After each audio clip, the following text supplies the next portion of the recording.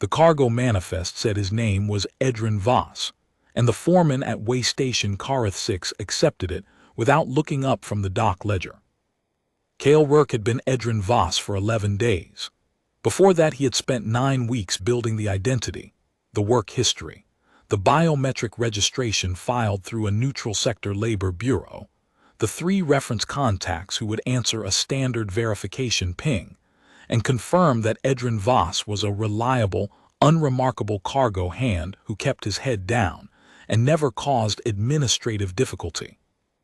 Kael had done that work carefully and without hurry, the way he did most things, because hurry was what you did when you were afraid, and he was not afraid. He had moved past afraid somewhere in the 3rd week, after the Meridian Gate was reported lost with all hands, and what was left on the other side of afraid was something quieter and considerably more dangerous. The Vethara syndicate ran Waystation Kareth-Six the way it ran 17 other commercial hubs across the periphery corridor, as a legitimate freight brokerage layered over a trafficking operation so thoroughly embedded in its ledger structures that 3 separate Terran Trade Authority audits had closed without findings. The station handled 40,000 metric tons of cargo per standard week. Roughly 11% of that cargo was what the Vethara called reclassified goods. In syndicate accounting, reclassified goods were cargo originally destined for one party that had been reassigned to another following what the ledger described as a voluntary transfer of title. Kael had learned to read that phrasing the way a doctor learned to read a chart, as a diagnosis, not a description. The Meridian Gate had been a Terran mid-range freighter, 23 crew, running a standard cargo loop between Outer Colony Station Dreveth and the periphery resupply hub at Herc Point. It had gone silent 14 weeks ago, 40 hours out from its last port call. The official incident report filed by Vethara Syndicate Port Operations, the routing authority for that corridor, described the loss as a navigational anomaly consistent with drive core instability at an unmonitored transit node. Probable cause: systems failure. Crew manifest: 17 confirmed dead, 6 presumed lost to decompression event. The Port Authority had closed the file in 9 days. Kael's sister Mara had been the Meridian Gate's first engineer. She had been 24 years old, and she had gone to work that morning, and she had not come back, and the incident report was a lie. He knew it was a lie because he had spent 6 weeks finding the 3 people who knew it was a lie.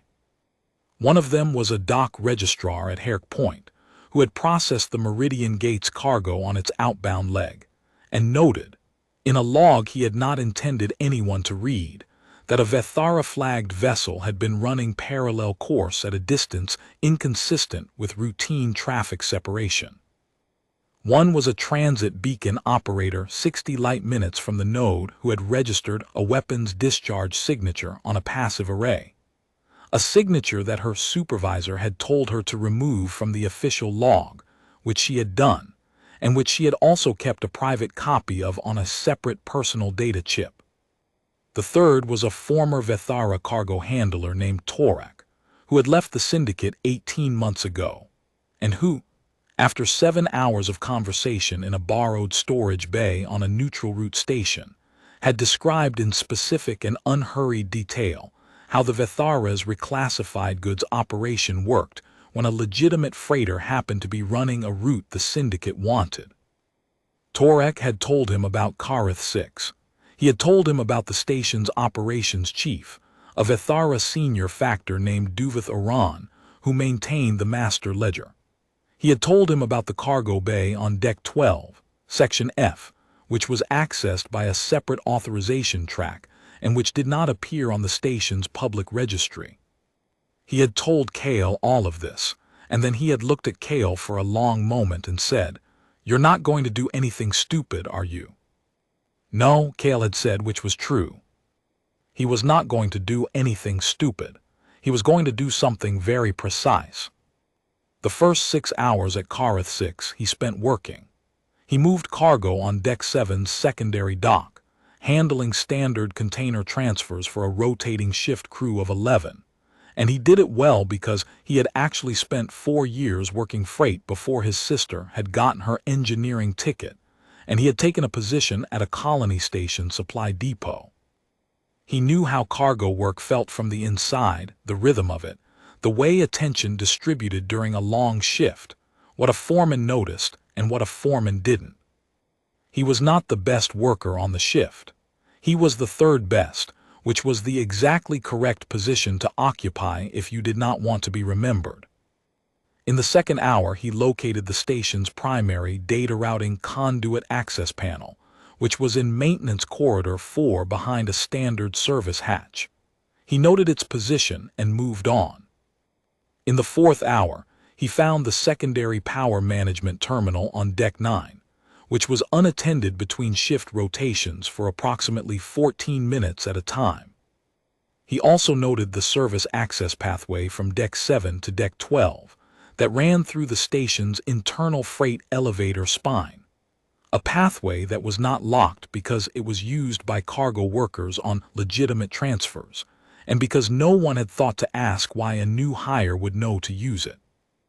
In the sixth hour, he submitted a false manifest query to the station's cargo registration system, a query specifically constructed to return a registration error, which it did, which gave him a legitimate reason to spend 11 minutes at the cargo data terminal working through the correction process, during which time he copied the station's active ledger index onto a data chip concealed in the seam of his work glove. He ate dinner at the secondary canteen with 4 other cargo workers and said very little, and no one noticed. And by the time he returned to his transit bunk, he had been on station for 7 hours and had not yet done the thing that would make any of it matter. He waited until the 200 lull, when the station's skeleton crew was at minimum, and the main corridor monitors cycled through their routine attention gap. Then he moved through the freight elevator spine to Deck 12, using the service pathway he had identified, wearing the standard equipment harness of a cargo worker running a delayed authorization transfer. The harness was not unusual. The small sensor package clipped to its inner face, pressed flat against his ribs, was not visible. Section F was behind a secondary access door that required a Vethara authorization badge. Kael had Torek's old badge, which had been deactivated 18 months ago when Torek left, but which Kael had spent 3 weeks carefully re-encoding through a process Torek had described, and a contact of Torek's had helped him execute. The door accepted the badge on the second try. The cargo inside Section F was not in standard freight containers.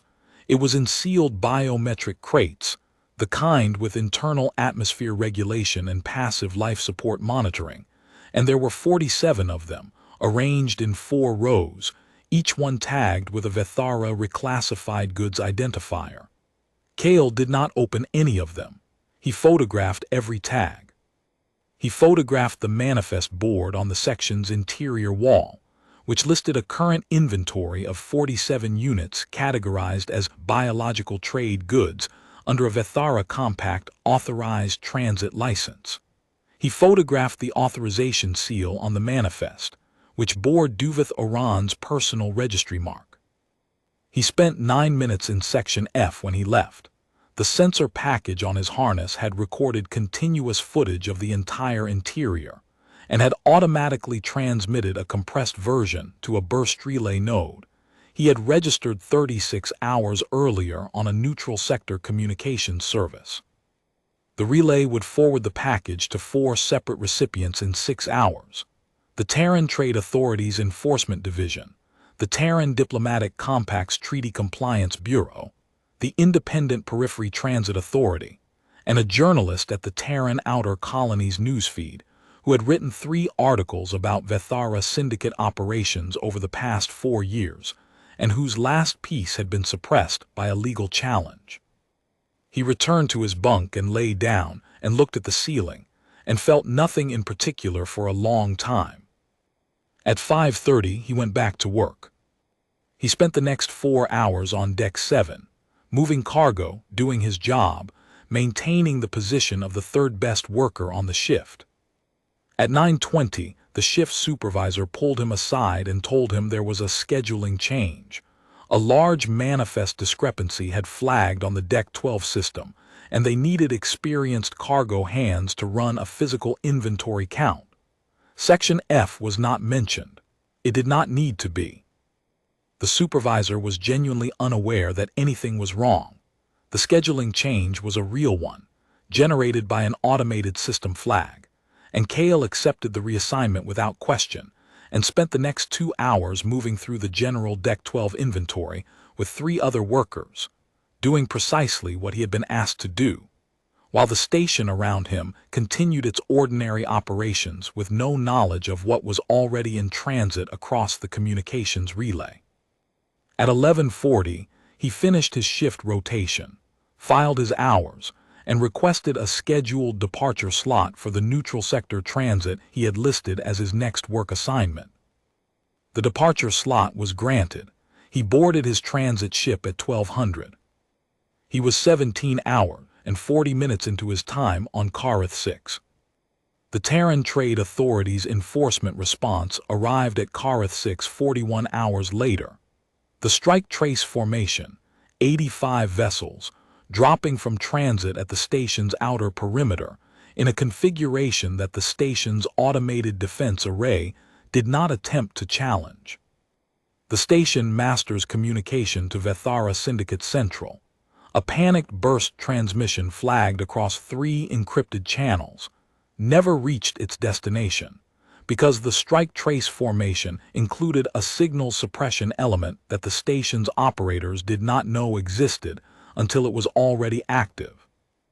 The 85 ships held position at the outer perimeter for 2 hours, while a 12-vessel boarding element advanced in standard enforcement configuration to the station's primary docking array. Kael watched this from the viewport of a transit corridor on a neutral route station 12 light hours away, where he had taken a berth while he waited for the relay confirmations to arrive. He had not left the station. He had nowhere else to be. He watched the footage that began appearing on the outer colony's newsfeed at 1800. The journalist had moved quickly, as Kael had known she would, because she had been waiting for exactly this kind of evidence package for 4 years, and she had published within 90 minutes of receiving it. The footage showed the strike trace formation. It showed the boarding teams moving through Kareth-Six's corridors in the calm, organized progression of people who had done this before and expected to do it again.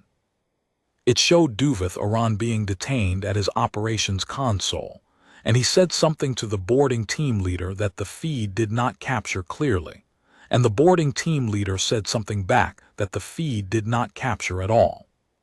The 47 biometric crates in Section F were opened in the presence of a Terran Trade Authority observer and a representative of the Periphery Transit Authority. The crates contained people, 22 of them, from 6 different registered Terran Compact affiliates, who had been logged as missing on various incident reports over the preceding 2 years. They were alive, all of them. Kael stood at the viewport and watched the feed and felt the thing he had been carrying for 14 weeks shift inside him, and it did not feel like release. It felt like the moment after a long surgery, when the anesthetic begins wearing off and the body registers, for the first time, the total inventory of what has been cut. He had done what he set out to do. The 47 people in Section F were alive. The evidence he had gathered would close the Meridian Gate incident file as what it actually was, and would likely result in a minimum of 9 Vethara Syndicate officials facing transit treaty criminal charges. It would not bring Mara back. He had known that. He had known it every day for 14 weeks, and knowing it had not changed anything he chose to do, and it did not change anything now. But standing at the viewport with the feed still running, the newsfeed now showing a Terran Trade Authority spokesperson reading a prepared statement about the scope of the enforcement action, he understood something he had not quite been able to articulate before he started. The grief had made him capable of this. He had used it like a tool, deliberately and without apology, and it had worked precisely as well as a grief-forged tool works. It had cut cleanly through everything it needed to cut, and it had left him holding an instrument that no longer had a purpose, and the hand holding it was not entirely the same hand that had picked it up. He was 21 years old. He did not know what he was supposed to do next. He stayed at the viewport until the transit corridor lights dimmed for the night cycle. The strike trace formation was still visible on the feed, 85 ships hanging at the perimeter of Kareth-Six, in a configuration that the station's operations staff would spend the next several days learning to live inside. Duvith Oran had been escorted to the boarding element's primary detention facility. The Vethara Syndicate's operating license for the periphery corridor had been suspended pending investigation. The journalist's article had been shared across 11 separate newsfeed networks and was at that moment being read by approximately 4 million people who had never heard of Kareth-Six. Kael turned away from the viewport. He picked up his transit bag. He had one personal item in it, a photograph, physical paper, printed at a colony station kiosk, because his sister had believed that physical photographs lasted longer than data files, and he had never argued the point. She was standing in the engine compartment of a freighter he did not recognize, younger than she had been on the Meridian Gate, grinning at whoever held the camera with the particular expression of someone who has just fixed something difficult and knows it. He folded the photograph and put it back in the bag. There was a Terran Trade Authority intake office on the station's administrative level that accepted voluntary witness statements.